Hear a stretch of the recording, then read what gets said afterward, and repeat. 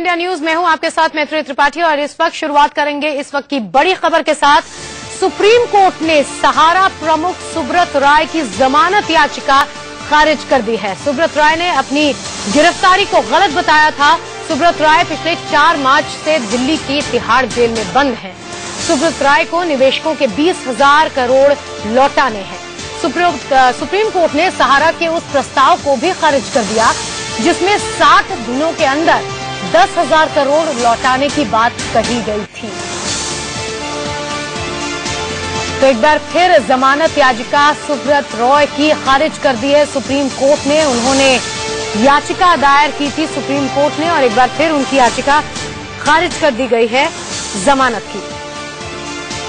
आपको बता दें कि तिहाड़ जेल में पिछले 4 मार्च से बंद हैं सहारा प्रमुख सुब्रत राय।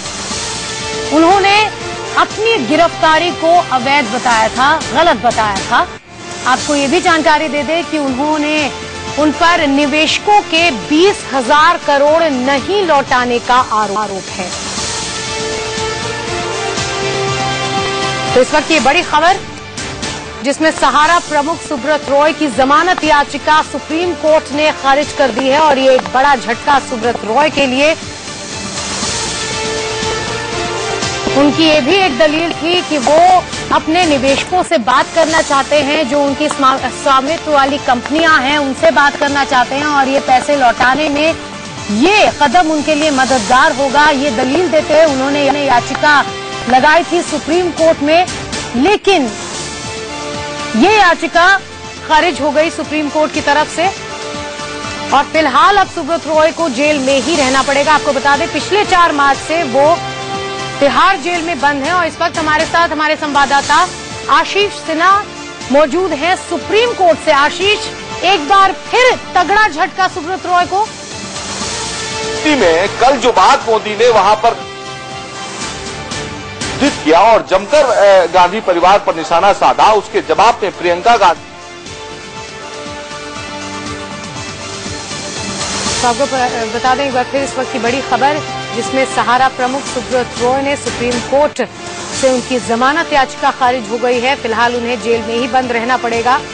उन पर आरोप है निवेशकों का 20,000 करोड़ नहीं लौटाने का। इस वक्त हमारे साथ फिर जुड़ गए हैं हमारे संवाददाता आशीष सिन्हा। आशीष, एक बार फिर तगड़ा झटका लगा है सुब्रत राय को, जेल में ही रहेंगे।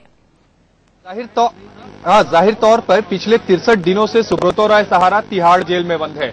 4 मार्च 2014 को सुप्रीम कोर्ट ने कोर्ट की अवहेलना के मामले में उनको तिहाड़ जेल भेज दिया था, निवेशकों को पैसा न लौटाने के मामले में।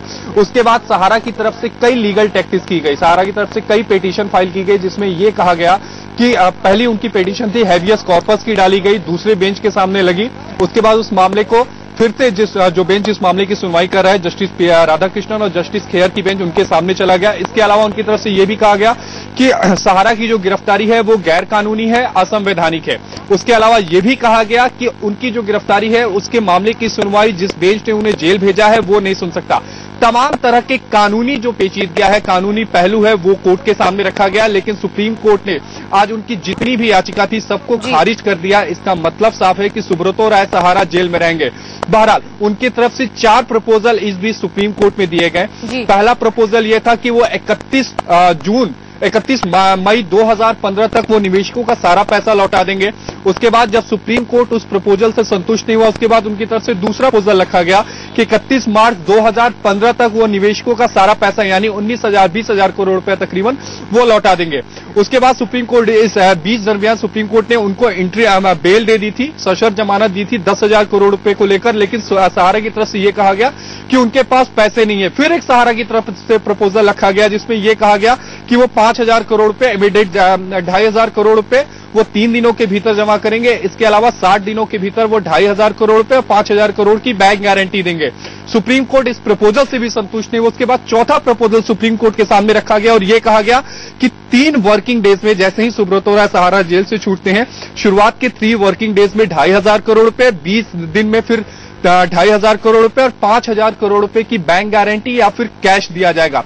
सुप्रीम कोर्ट बहरहाल इन तमाम जितने भी सहारा की तरफ से प्रपोजल दिए गए उससे सुप्रीम कोर्ट संतुष्ट नहीं हुआ है, जिसका मतलब साफ है कि सहारा को सुप्रीम कोर्ट में अब एक नया प्रपोजल देना पड़ेगा। इसी बीच सहारा की तरफ से कई अलग अलग एप्लीकेशन लगाएगी जिसमें ये कहा गया। मैं पूछना चाहूंगी कि ये भी दलील दी गई थी सुब्रत रॉय की तरफ से कि अगर अदालत के आदेश को भी वो उसका पालन करना चाहते हैं तो उनके लिए बहुत जरूरी है कि वो जेल से बाहर निकलें, जिससे कि वो लोगों से बात कर पाए और निवेशकों का पैसा लौटाने के लिए उनके लिए बहुत जरूरी है कि वो लोगों से बात करें, जिससे कि वो पैसों का इंतजाम कर पाए। इस दलील के जवाब में क्या बात आई? देखिए, जाहिर तौर पर सहारा की तरफ से यह भी कहा गया कि जो बिजनेस डील होती है वो सलाखों के पीछे नहीं हो सकती। सहारा की तरफ से ये एप्लीकेशन भी फाइल किया गया था, ताकि मुझे याद है तकरीबन 4 बार ये एप्लीकेशन मूव किया गया था कि सुब्रतो रॉय सहारा को जुडिशियल कस्टडी से पुलिस कस्टडी यानी सिविल प्रिजन में ट्रांसफर कर दिया जाए, क्योंकि जो भी बिजनेस के उनके जो फॉरेन जो एसेट्स हैं यानी जो फॉरेन में जो उनकी संपत्ति है उनको बेचने के लिए वो तमाम बिजनेस घरानों से संपर्क में है, लेकिन कोई भी तिहाड़ में आके बिजनेस नहीं करेगा, इसलिए उनको जुडिशियल कस्टडी से पुलिस कस्टडी में भेज दिया जाए। लेकिन सुप्रीम कोर्ट ने लगभग 4 बार उनकी इस मांग को खारिज कर दिया। आशीष, क्या माना जाए कि आगे अब उनके पास क्या विकल्प रह जाएंगे अब आज की सुनवाई के बाद, आज के आदेश के बाद? जाहिर तौर पे सुब्रतो रॉय सहारा को एक ऐसा प्रपोजल अब सुप्रीम कोर्ट को देना पड़ेगा जिससे सुप्रीम कोर्ट संतुष्ट हो, क्योंकि 4 प्रपोजल सहारा की तरफ से सुप्रीम कोर्ट ने खारिज कर दिया और चौथा प्रपोजल जो सहारा की तरफ से सुप्रीम कोर्ट में सबमिट किया गया था, उन्होंने कहा था कि ये उनका बेस्ट प्रपोजल है। आज सुप्रीम कोर्ट ने उनकी तमाम याचिकाओं को खारिज करते हुए कह दिया कि जो जुडिशियल ऑर्डर होता है यानी जो न्यायिक आदेश होता है वो पालन करने के लिए होता है, और इनकी तरफ से जो वकीलों ने जो टैक्टिक्स की सुप्रीम कोर्ट ने उसकी भी आलोचना की कि ये गलत तरीके से था। सुप्रीम कोर्ट ने यह भी कहा कि 4 मार्च का जो आदेश था वो बिल्कुल सही था, क्योंकि इन्होंने बहुत बहुत शुक्रिया आशीष पूरी जानकारी के लिए।